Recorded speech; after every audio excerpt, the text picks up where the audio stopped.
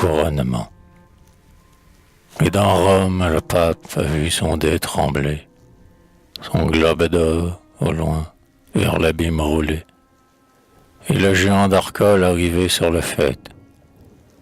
Mais que fait au géant le pavois sur sa tête, le monde sous ses pas, si toi-même, Seigneur, tu ne mets à son front son bandeau d'empereur?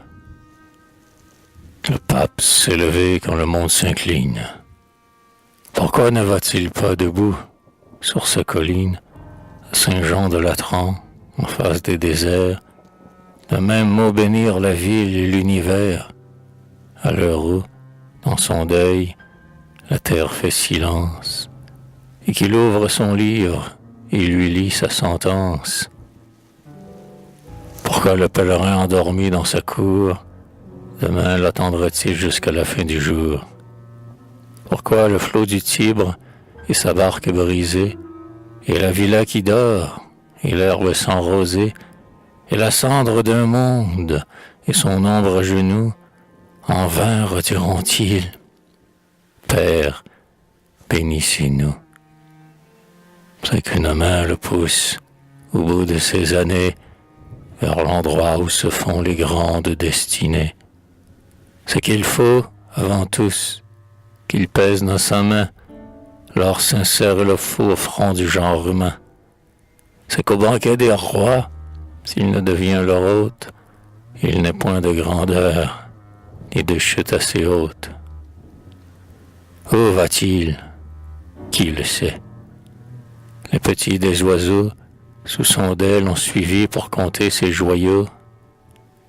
Au bord de son chemin, les hautes cathédrales s'agenouillent dans l'ombre et tremblent sur leurs dalles. Et le monde qui pleure et le voit par hasard dit, sans le reconnaître, où va-t-il, ce vieillard? Ah, France, c'en est trop. Ah, baisse donc la tête, quand, des monts descendus, sur ton seuil il s'arrête. Cache pendant qu'il passe, au moins jusqu'à demain, ton front dans ta poussière et ton doute en ton sein. Essaye, au moins un jour, sous son pur diadème, de retrouver ta foi pour t'adorer toi-même. Refais-toi dans une heure et ton culte et ton ciel, pour te diviniser toi-même sur l'autel. Demain tu briseras, si tu veux, ton ciboire, dès qu'il sera rempli du vin de ta victoire. Et tu dissiperas le Dieu de ton orgueil, ainsi qu'un héritage avant la fin du deuil. Notre-Dame, à Paris, dort des tours funèbres, exauce ta muraille et chasse tes ténèbres.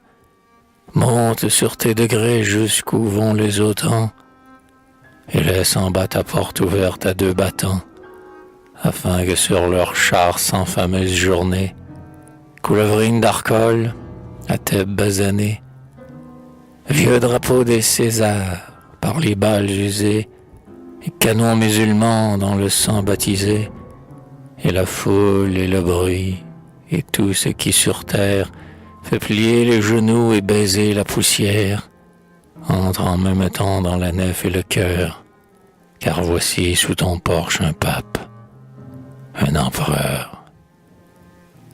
Un pape sous son deuil qui tient une couronne, il dit en s'inclinant, c'est moi qui te la donne, quand tu penses la prendre au César. Gloire à toi, je sacre ton épée et ton manteau de roi, afin qu'en te voyant passer dans les batailles, on dise, le voici, l'ange des funérailles. Désormais, garde bien ce bandeau sur tes yeux, ainsi que je l'attache, et n'en romps pas les nœuds.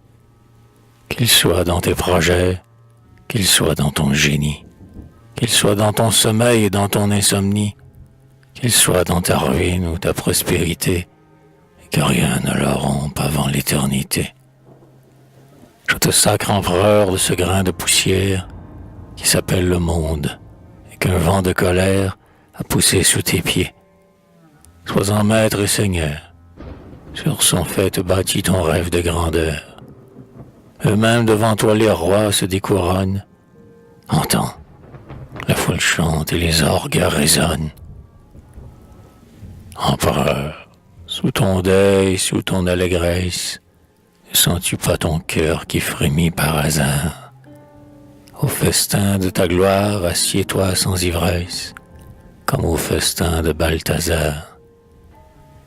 Ne vois-tu pas aussi là cette main divine, au milieu de l'encens de toute la cité, qui sur le mur blanchi de ta prospérité écrit le nom de ta ruine?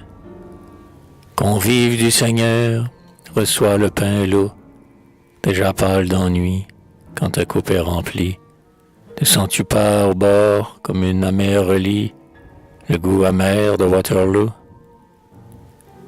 Dans le vaste océan de l'espérance humaine, où ta voile défie le vent et le flot, n'entends-tu pas gronder au fond, comme un sanglot, le flot lointain de Sainte-Hélène? Et le chant a passé comme passent les vents, et les morts ont souri de l'orgueil des vivants. La foule, à deux genoux, regarde la couronne, et ne voit pas la main qui l'ôte et qui la donne. Et le monde s'enivre avec sa coupe d'or, et l'orgue dans la nuit pleure et soupire encore.